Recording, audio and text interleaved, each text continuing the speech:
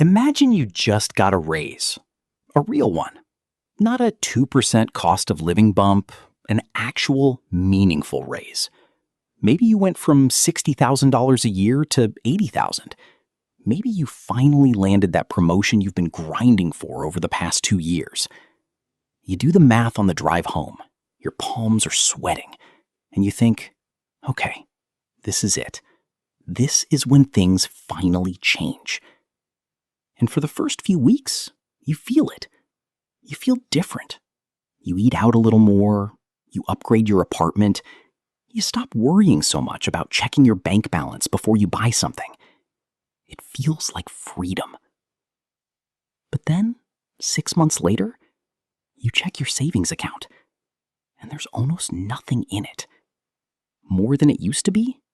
Maybe, but not by much. And you stare at that number, and you think, where did it all go?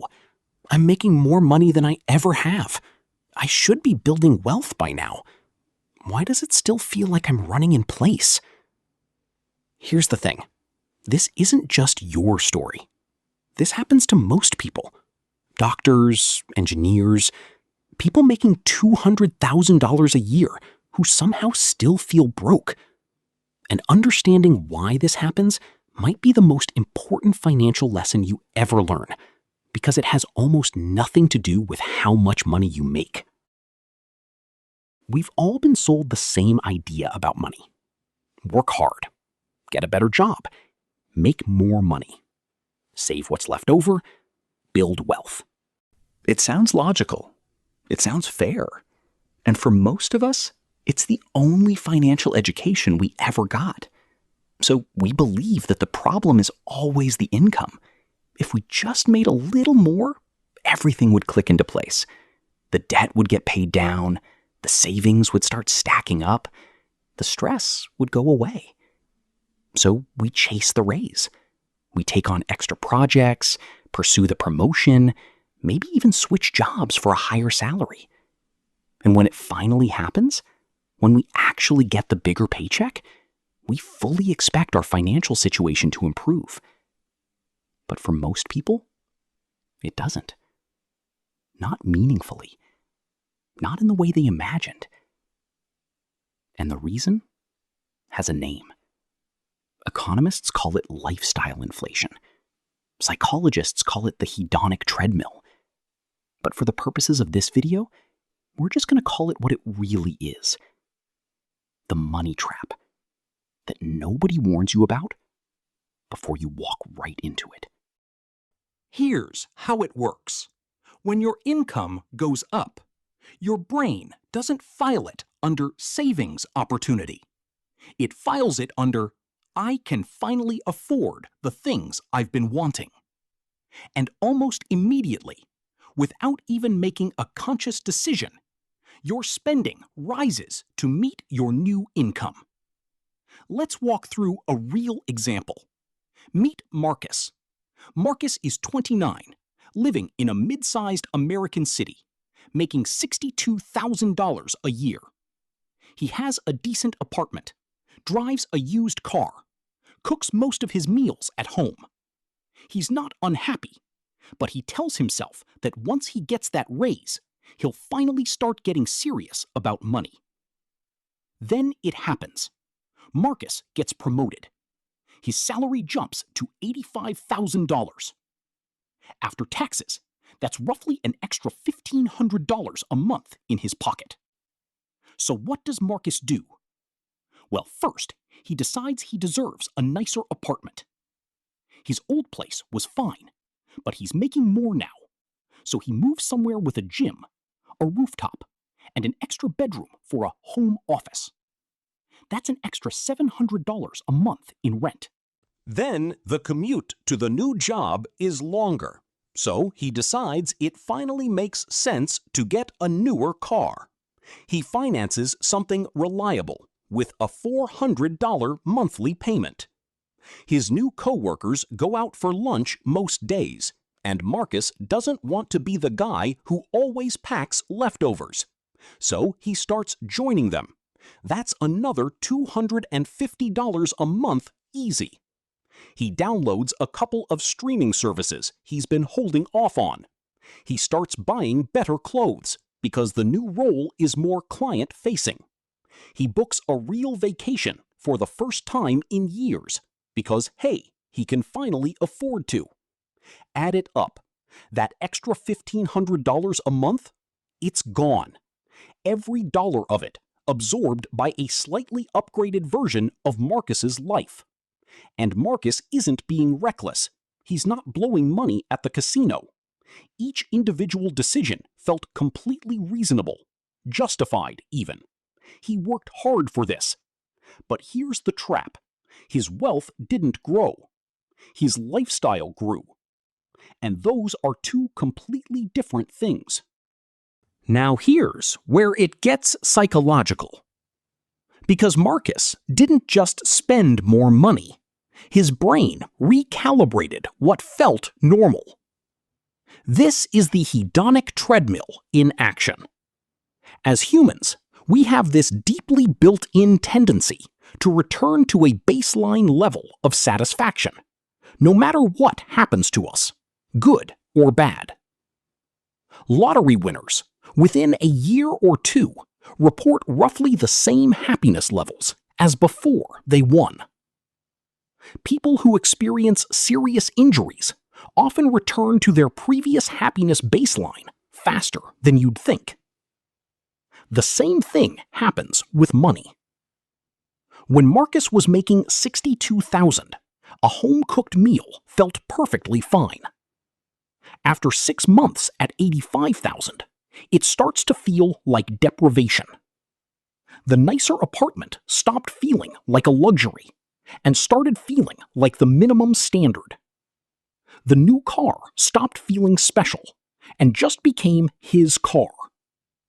His reference point shifted, and with it, so did his spending floor. There's also a social dimension to this that nobody talks about enough. When your income goes up, your social circle often shifts too, gradually, almost invisibly. You start spending time with people who make similar money. And social spending is one of the most powerful and least examined forces in personal finance. We don't just spend based on what we want. We spend based on what the people around us consider normal. If your new peer group takes weekend trips, eats at nicer restaurants, and casually mentions remodeling their kitchen, your brain registers that as the baseline, not as luxury, as normal. And spending below that baseline starts to feel awkward, even embarrassing. This is why financial advice that ignores psychology is only half the picture. You can know all the rules. Spend less than you earn. Invest the difference. Compound interest is powerful. And still stay broke. Because the invisible forces shaping your behavior are working against you every single month. Here's the deeper truth that most financial content won't say out loud. A salary increase, by itself, does not create wealth. It only creates potential. What you do with that potential, in the weeks right after the raise, before your lifestyle has a chance to adapt, determines everything. Wealth is not built by making more money. Wealth is built by keeping the gap open between what you make and what you spend. That gap is where wealth lives. That gap is everything. And lifestyle inflation is specifically, almost surgically, designed by your own psychology to close that gap the moment it opens. So what do you actually do about this? The first and most important thing is to act before your lifestyle adjusts. When a raise hits, there is a brief window, maybe 2 to 4 weeks, where your brain still thinks it's living on the old salary. That window is the most powerful financial moment you will ever have. Because in that window, you can redirect the extra money before it gets absorbed. Before anything else changes. Before the apartment upgrade. Before the new car. Before the lifestyle creeps in. Automate the difference. Set up an automatic transfer on payday that sends that extra money straight into a separate account. A Roth IRA, a brokerage account, a high-yield savings account. Somewhere it's not sitting next to your spending money. The goal is simple. Let your investments experience the raise, even if your lifestyle doesn't. At least not all at once. The second thing is to be intentional about which upgrades you allow. Not all lifestyle inflation is created equal. There's a difference between spending more on something that genuinely improves your daily quality of life, maybe a better mattress, or a gym membership you'll actually use, and spending more simply because you now can. One is a conscious choice. The other is just inertia, wearing a disguise. Give yourself a rule. Any lifestyle upgrade over a certain dollar amount requires a 24-hour waiting period and a genuine answer to the question, am I buying this because it adds real value to my life? Or am I buying it because my income went up and it just feels like the next thing to do? The third thing is to audit your social environment, at least financially. You don't have to change your friend group, but you do need to be aware of how your spending is being shaped by the people around you. If everyone in your circle is financing a lifestyle they can't really afford, normalizing it doesn't make it safe. It just makes it contagious. Find people, online, in books, in real life, who talk honestly about wealth building, about saving consistently, about living below their means on purpose. When that becomes your reference point, the psychology starts working for you instead of against you. And finally, understand the power of the gap. Every dollar that lives in the gap between your income and your spending is a dollar that has the potential to grow. Over time, with compound interest, with investing, with patience, that gap becomes the engine of everything. $1,000 a month, invested over 30 years, at a 7% average return, becomes over $1 million.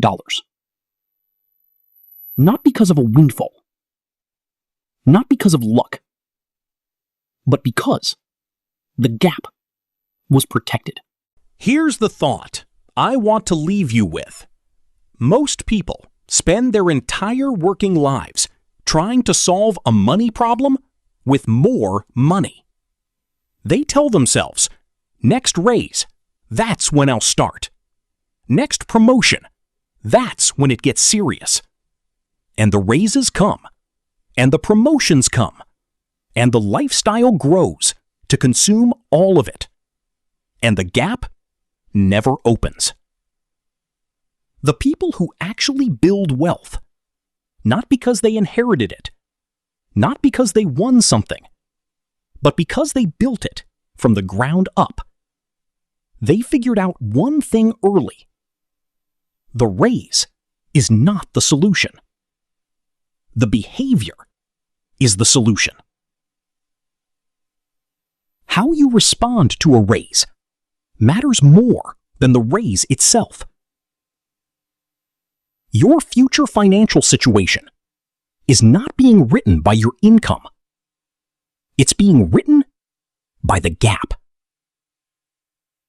And every single month, you get to decide how wide that gap stays. So the next time more money comes your way, and if you keep growing, it will. Ask yourself one question before anything else. Will this raise change my life? Or will it change my lifestyle?